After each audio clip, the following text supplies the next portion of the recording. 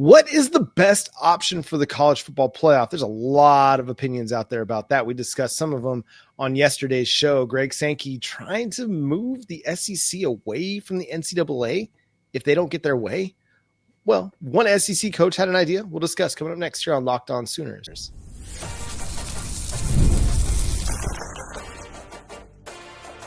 You are Locked On Sooners, your daily podcast on the Oklahoma Sooners. Part of the Locked On Podcast Network, your team every day.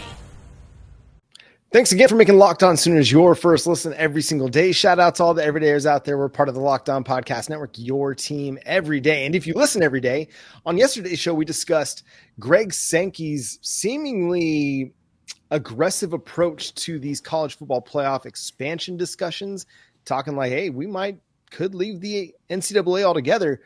But a lot of it comes back to this idea that the SEC, the Big Ten, they want 4 automatic bids to any expanded playoff discussion. The ACC, Big 12, they're cool with the 5 automatic qualifiers, 11, what is it called? 11, 11 at large larges. Bids. Thank you. Yeah. At large bids. The words are escaping me tonight. I apologize, everybody. At large bids.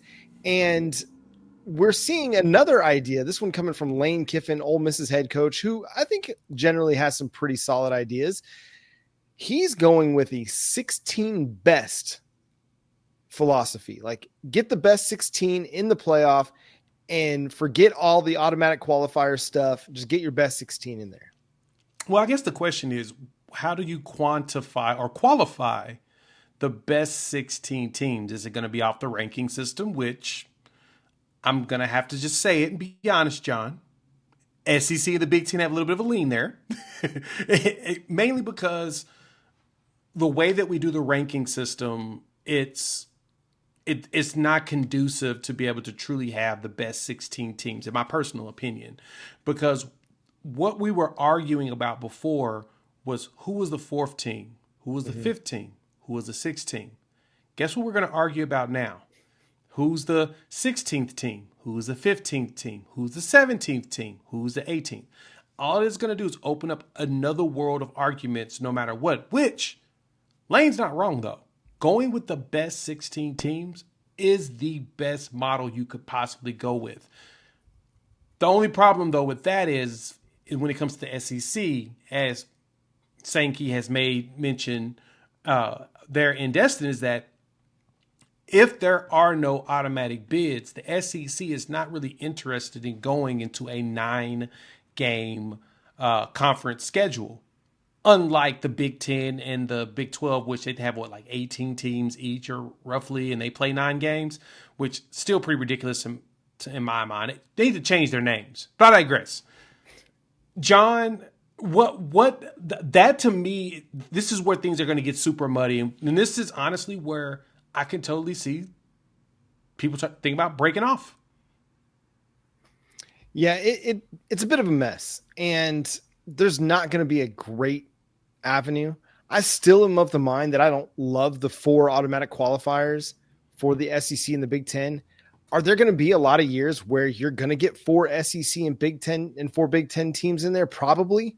But to just say, hey, as a matter of rule, every season, even if we've got to put in an 8-4 team, we've got to have 4 SEC teams in there. To me, that just is too much. That's like saying you've got to put in, a team with a losing record in the NFL playoffs. Like, it happens because the divisions, they kind of eat themselves alive sometimes. Yep. But people hate that, right? They hate seeing, a 7-9 team get in, or used to be a 7-9 team. Now it's an 8-9 team get in over a team that's got an actual winning record. I don't think you're going to run into that problem as much in the college football world, but I just don't like the idea of the automatic thing. If you just tell me like, hey, there's going to be some seasons in which the Big Ten might get 5 or the SEC might get 6 one year. Who knows how that's all going to play out? Don't necessarily limit yourself to just 4 by saying you're going to get 4 automatic qualifiers, but also some years you may not deserve 4. And I think it's okay to have that reality be a part of the discussion. Yeah, no, I totally agree with you on that. And the variables on that to me is okay. I don't mind if you have a season where the SEC gets, like you said, they get 5 or 6 bids, and then the Big Ten gets it some other year. But those arguments at around 16, 17, 18 are going to be critical. Like, for example, if we look at the final rankings last year, actually, you know what? I'm not going to do the final rankings. I'm going to do the Week 16 rankings from last season. You will have arguments for Iowa State, BYU, and Clemson of who deserves to get that 16th spot. All of them won 10 games. BYU only lost 2, whereas Clemson and Iowa State had 3. That's going to be a massive argument there. You're guaranteed to see that component happen, but you'll get the South Carolinas, the Ole Misses, the Alabama. So you'd have, let's see, 1, 2, you've got 3, 4, 5, 6 SEC teams would have made it if you had the 16-teamer here. Big Ten would have had 1, 2, 3, 4. They would have had 4 teams make it. And then Illinois would probably be down here at 9-3 arguing that, hey, we're better than a 9-3 South Carolina or a 9-3 Ole Miss. Why is the SEC? No matter what, John, we're going to have people fighting and arguing nonstop. But I agree with you. I don't mind that so many years here and there that one conference is going to get more teams than another.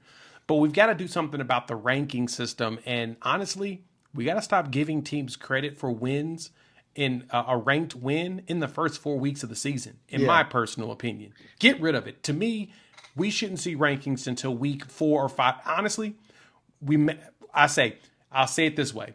The AP shouldn't start until week 4. You start a preseason one and you don't change it till week 4. And then the college football playoffs need to kick in earlier, around week 6 to week 8. Then at that point, you may be able to decide who's really deserving. But, man, it's going to be a big cluster. Now, the question is, John, would the SEC actually leave the NCAA? I mean, it kind of sounds like if they don't get their way, they're going to take their ball and go home. And yeah, I get that. I don't foresee it happening unless the Big Ten goes with them and teams like UNC, Florida State, Clemson go too, or a Texas Tech goes also, that you see some of these bigger programs start to head out the door as well. The Big 12 is not going to gut itself to follow, or Big 12 schools aren't going to necessarily get the open invite. ACC schools, not every one of them is going to get an open invite to a Super League. Right. But you might see a few that are brought along for the ride. I think the thing that comes down to is, will the SEC follow through? Like, will they decide, hey, listen, we want this. If we're not going to get it, we're going to go do our own thing. We'll declare our own national champion and go from there. And I don't love that. I want to see a lot. I want to see these conferences playing each other. You know, I want to see the Big 12 and the SEC playing games against one another in the playoff. I want to see the ACC and the Big 10 playing each other in the playoff. There's no reason we need to go down this road. Everybody's making enough money. Agreed. I know everybody wants to make more, and there's always more to be made. But enough's enough. Like, and maybe I'm not rich enough to say that. Like, maybe I'm just too broke to understand, like, there's never enough money. I don't know. But, dude, you've got to, at some point, decide college football is fine where it's at. And I know money's always been a part of it, especially over the last 40 years, and money's going to always be a part of it. Money's all of it, actually, is what we really think about it. But at some point, the adults in the room, the broadcast, the networks, the conference commissioners, the presidents, the athletic directors have to say, listen, enough's enough. We as a collective have to try and keep this thing together. Yeah. And it's unfortunately, it'll never be fair. All the stadiums aren't the same size for a reason. All the budgets in the athletic departments aren't the same for a reason. So you got to make it as close to competitive as possible. And Kiffin's way of going with the best 16 probably is the closest. But again, At that point, we're going to argue about who deserves the automatic, who deserves the bye week, who deserves home field, and then who deserves the final 4 spots typically. So no matter what, we can't agree on everything, but right. There's always going to be some arguments, and the schedule disparity is always going to be a big discussion piece. Exactly. And I'm kind of getting to the point where I don't think the SEC goes to 9 games because I don't think we're going to land on automatic bids. Yep. And so I don't think that the SEC is going to give up that extra non-conference game that they can use to pad their schedule. I just don't think that they're going to do that. And so before the SEC and the Big Ten part ways with the NCAA, I think it's more likely that we just settle with 8 games. They'll try to schedule, competitive out of conference opponents, but they're not going to jump to 9 games. The coaches don't seem to want it. The athletic directors don't seem to want it. And those are the guys that drive the bus for the SEC. Yeah, there's a couple of ADs that said that they'll go to 9 if, they're willing to go to 9 with automatic bids. And that's specifically because ESPN is willing to pay more for those games. Yep. Totally understand it. So it's all about that mighty dollar. Yeah. If anything, I need the SEC to go ahead and make a deal with the Big Ten, play against each other, and start working on knocking each other out. Knock out some of these Big Ten teams so you ain't have to worry about it. But if anybody deserves an automatic bid, the only people I think should get it is the conference champions. Yes. Those are the only ones that should, and you should automatically jump them up in the rankings just because they won their conference. Make the conference championship matter more. Right. And just kind of last thing on this before we get into Jim Nagy's latest offer here in the next segment is you don't see automatic or a number of automatic bids being dished out for the NCAA tournaments in basketball, softball, baseball. Do conferences end up getting a lot? Yeah. But the only one that's guaranteed is that conference champ. The rest of them, it's all going to be based on scheduling and RPI and how successful you were that season. That's what it needs to come down to with the college football playoff. You read it off, man. 6 teams in a 16-team playoff. If you had 16-team playoff in 2024, there would have been 6 SEC teams that could have made it. That's crazy. And that's not enough. Like, you're going to get 4 almost every year. Do you need that in writing? I mean, I guess it's smart business, but come on, man. You're going to get 4. I bet if you went back through each of the every single college football playoff ranking since the playoff expanded, you're going to find 4 SEC teams in the top 6. Minimum. Guaranteed.